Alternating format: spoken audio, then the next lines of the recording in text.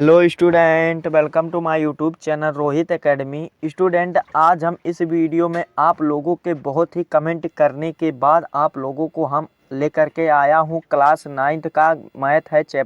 आप लोग का सब्जेक्ट मैथ है यानी कि गणित है, जिसका कोड है आपका GM02। और इसका आप लोगों ने इतना कमेंट किया, मैं इसको बहुत ही मुश्किल से इसको ढूंढ करके इस पेपर को आप लोग को इस संपूर्ण हल के साथ इस वीडियो में बताएंगे। आप लोग इस वीडियो के अंत तक ज़रूर देखिएगा। ये पेपर बहुत ही मुश्किल से मिला है। चलिए बिना देरी के हो शुरू करते हैं। इसका हम आप लोग को संपूर्ण हल के साथ बताते हैं। ठीक, यहाँ पर देखिए खंड आ, यहाँ पर हमारा स्टार्ट होता है, जिसमें से बहुविकल्पीय प्रश्न हमें देखने को मिलेगा। इसमें पहला क्वेश्चन है कि निम्न में से अपरिमेय संख्या है, यानी कि इसमें बताना है, चारों विकल्प में बताना कौन सा अपरिमेय संख्या है। तो सर्वप्रथम आप लोगों को हम बता दें अपरिमेय संख्या किसे कहते हैं। ठीक, जिसे P/Q के रूप में हम लिख सकें तो उसे अपरिमेय संख्या कहते हैं। जैसे देखिए ये क्या है, √4 है, तो ये परिमेय संख्या अपरिमेय संख्या नहीं है। क्यों? क्योंकि 2 दूना 4 होता है और 1/2 को लिख सकते हैं, यानी कि इसको काट पीट के इतना लिख सकते हैं, तो ये नहीं है। यानी कि इसमें जाहिर सी बात है अपरिमेय संख्या यही है कि अपरिमेय संख्या अंडर रूट को नहीं लिख सकते, P/Q के रूप में नहीं लिख सकते हैं। ठीक, नॉट लिख सकते हैं। ठीक, यही हमारा वाला हमारा राइट आंसर होता है। फिर अगला क्वेश्चन दूसरा है।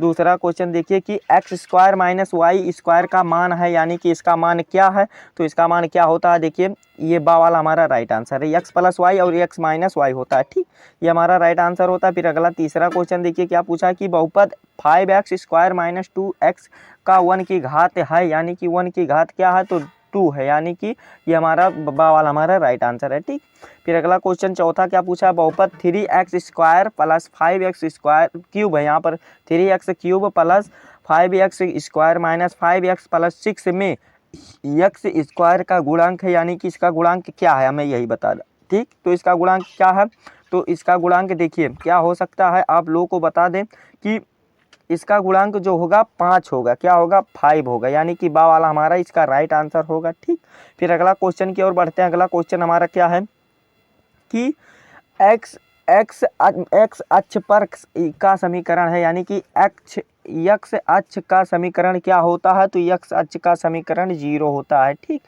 और हमारा वाला राइट आंसर होता है। फिर अगला क्वेश्चन है समबाहु त्रिभुज का प्रत्येक कोण होता है, यानी कि समबाहु त्रिभुज जो होता है उसका प्रत्येक कोणों का मान कितना होता है, तो उसका प्रत्येक कोणों का मान क्या होता है, उसके 60 होता है, सॉरी 30 नहीं 60 होता है, यानी कि यह वाला हमारा सही आंसर होता है। फिर अगला क्वेश्चन है त्रिभुज के तीनों अंतः कोणों का योग है, यानी कि त्रिभुज के कोणों तीनों कोण अंतः कोणों का योग क्या होता है, तो अंतः कोणों की बात कर रहा है। यहाँ पर 180 अंश होता है। ठीक, 60 अंश का एक कोण होता है, तो टोटल आप लोग त्रिभुज में 3 कोण होते हैं, तो 3 मल्टीपल कर देंगे 180 आ जाएगा। ठीक, 50 अंश का पूरक कोण है, यानी कि 50 अंश का पूरक कोण कर रहा है, यानी कि 90 - 50 कर देंगे, कितना आ जाएगा, 90 - 50 करने पर आप लोग का 40 प्राप्त हो जाएगा। ठीक, यानी कि हमारा आ वाला ऑप्शन राइट है। ठीक, फिर अगला क्वेश्चन हमारा है कि एक वृत्त का व्यास 6 सेंटीमीटर है, तो वृत्त की त्रिज्या होगी, यानी कि इसकी त्रिज्या क्या होगी, यानी कि रेडियस ज्ञात करना, आर ज्ञात करना है। तो देखिए सर्वप्रथम बता दें कि त्रिज्या की बात करा तो त्रिज्या आधा होता है और व्यास 2 गुना होता है। ठीक, यह भी जान लें आप लोग। तो 6 सेंटीमीटर, तो 6 का आधा क्या होगा, 3 सेंटीमीटर, यानी कि आ वाला हमारा राइट आंसर है। ठीक, फिर अगला क्वेश्चन क्या है कि 2 × 3 × 4 सेंटीमीटर क्यूब वाले घनाभ का आयतन होगा, यानी कि इसका आयतन क्या होगा, तो 2 × 3 = 6 हो जाएगा और 6 चौक 24 हो जाएगा, यानी 24 सेंटीमीटर क्यूब हो जाएगा। ठीक, ये हमारा क्या, ये आप वाला हमारा राइट आंसर होता है। ठीक, फिर अगला क्वेश्चन है चक्रीय चतुर्भुज के सम्मुख कोणों का योग होता है, यानी कि चक्रीय चतुर्भुज के सम्मुख कोणों का योग क्या होता है, तो 180 अंश होता है। ठीक, यानी कि सवाल हमारा सही आंसर होता है। फिर अगला क्वेश्चन पूछा है कि वृत्त की सबसे बड़ी जीवा की लंबाई 4 सेंटीमीटर है, तो वृत्त का व्यास जीवा क्या होगा। देखिए आप लोग के यहाँ पर व्यास आ गया है, तो व्यास की बात जब भी करेगा तो उसका 2 गुना कर देंगे जो भी अंक रहेगा। ठीक, यानी कि 8 सेंटीमीटर, यहाँ पर 4 है तो इसका 8 सेंटीमीटर हो जाएगा, और त्रिज्या की बात करेगा तो आधा हो जाएगा। ठीक, और फिर अगला क्वेश्चन 13 वाला है कि किसी घन की भुजा a सेंटीमीटर है, तो आयतन होगा, तो आयतन इसका क्या होगा, तो a³ सेंटीमीटर क्यूब हो जाएगा। ठीक, यही हमारा राइट आंसर होता है।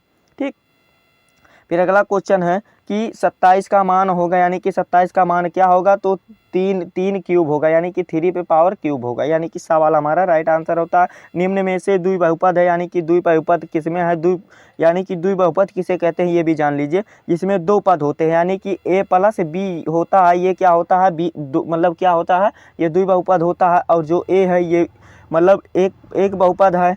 और फिर जो a प्लस बी प्लस सी जो है ये बहुपद है। ठीक, तो इसमें देखिए द्विबहुपद की बात कर रहा है, तो दो बहुपद कौन है, तो चलिए बता देते हैं। दो बहुपद जो है हमारा ये वाला है, यानी कि सा वाला हमारा राइट आंसर इसका हो जाएगा कौन सा, 3x प्लस 4। इसमें दो बहुपद हैं। ठीक, a प्लस बी दिखाई दे रहे हैं। फिर अगला क्वेश्चन 16 वाला है कि 3 पे पावर 5 भागा है, फिर 3 पे पावर 2 का मान होगा, यानी कि इसका मान क्या होगा हमें बताना है। यानी कि यहाँ पर प्लस है, भागा नहीं है, प्लस है, यानी कि ऐड करना है हमें। तो इसका आंसर क्या होगा, 16 का जो राइट आंसर हो जाएगा हमारा ये 3 पे पावर माइनस क्यूब हो जाएगा। ठीक, फिर अगला क्वेश्चन है किसी गोले की त्रिज्या r है तो पृष्ठीय क्षेत्रफल क्या होगा, यानी कि गोले का पृष्ठीय क्षेत्रफल 4πr²। हमारा ऑप्शन में सही कहाँ पर दिखाई दे रहा है, तो 4πr² यहाँ पर है, दा वाला हमारा राइट आंसर है। ठीक, गोले का पृष्ठीय क्षेत्रफल क्या होता है, 4πr² होता है, दा वाला हमारा राइट आंसर पर लगा देंगे। फिर अगला क्वेश्चन हमारा है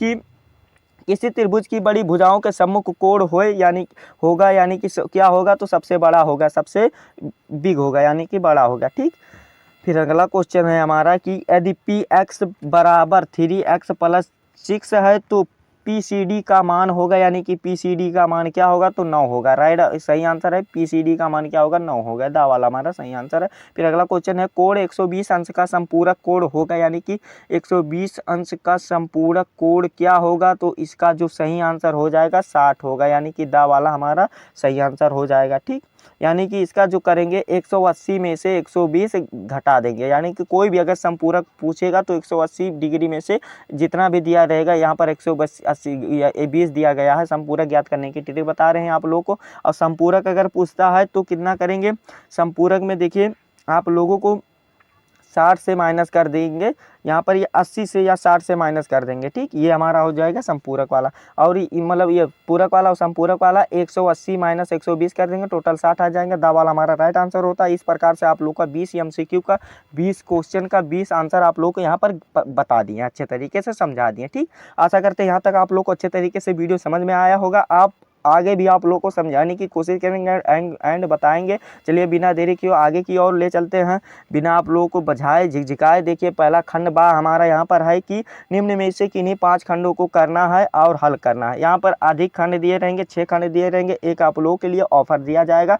टोटल आपका 2-2 नंबर का रहेगा, यानी कि यहाँ से आप लोग को 10 नंबर का आएगा। ठीक, देखिए पहला क्वेश्चन है 3 और 6 के बीच 6 परिमेय संख्याओं को ज्ञात कीजिए। देखिए ज्ञात करो, और 2 नंबर का ये है, तो ये भाई आप लोग कर लीजिएगा, बहुत ही आसान है, कोई भी आप मान सकते हैं। और फिर अगला क्वेश्चन है x प्लस 8 और x माइनस 10 का गुणनफल क्या होगा। तो देखिए इसका गुणनफल क्या होता है, देखिए ये x के साथ कर देंगे, इसके एक बार साथ करेंगे, फिर इसके साथ करेंगे, फिर इसके साथ करेंगे, जो मान आएगा उसका वही आंसर हो जाएगा। ये भी 2 नंबर हमारा कंप्लीट हो जाएगा। ठीक, फिर अगला क्वेश्चन है कि 48/100 तथा 1/4 को दशमलव रूप में लिखो तथा बताओ कि यह किस प्रकार का दशमलव प्रसार है। 2 नंबर आप लोग के ये दिया गया है, तो ये भी आप लोगों को बता दीजिएगा। वैसे तो लग रहा है कि आसान दशमलव होगा। ठीक, आसान दशमलव हमें भी लग रहा है, ये आसान दशमलव होगा। ठीक, इसका दशमलव प्रसार। फिर अगला क्वेश्चन है कि निम्न समीकरण को ax plus by plus c को रूप में लिखो। तो ये वाला भी आप लोग कर लीजिएगा, 2-2 दिया गया, 1-1 नंबर का, बहुत ही छोटा है, आप लोग को 75 सिर्फ करना है बस, और कुछ नहीं करना है। तो ये आप लोग को अगर ये भी आएगा तो ये वाला भी कर लीजिएगा। आप लोग का दी गई आकृति में x और y का मान याद करो, और a b लंबवत है किसके, CD के। ठीक, इस प्रकार से ये वाला याद कर लीजिएगा। फिर अगर आप लोग को ये नहीं आएगा तो ये एक ऑफर भी दिया गया है, जो समझ में आएगा कर लीजिएगा कि एक बेलन की त्रिज्या 60 सेंटीमीटर है तो उसकी ऊंचाई 14 सेंटीमीटर, तो बेलन की पृष्ठीय क्षेत्रफल क्या होगी। तो बेलन की पृष्ठीय क्षेत्रफल का फार्मूला रख देंगे, तुरंत आंसर आ जाएगा, 2 नंबर तुरंत पा जाएंगे। ठीक, ये हमारा होता है पहला वो होता है कंप्लीट। फिर दूसरे में आता है किन्हीं 3 प्रश्नों को हल करना है। आप लोग को टोटल यहाँ से 12 नंबर प्राप्त कराए जाएंगे, जिसमें से पहला क्वेश्चन का वाला है कि एक क्वेश्चन का 4 नंबर का रहेगा कि समीकरण x प्लस 2y बराबर से 6 के 4 हल लिखो, यानी कि इसके 4 हल करके लिखना है और एक एक हल अगर करेंगे तो एक एक नंबर का रहेगा, 4 नंबर यहाँ से आप लोगों का कंप्लीट हो जाएगा। फिर अगला क्वेश्चन, निम्नलिखित बहुपदों का शून्यांक ज्ञात करो। तो ये बहुपद हमें दिए गए हैं, दो दो नंबर का है, 4 नंबर यहाँ से प्राप्त होगा।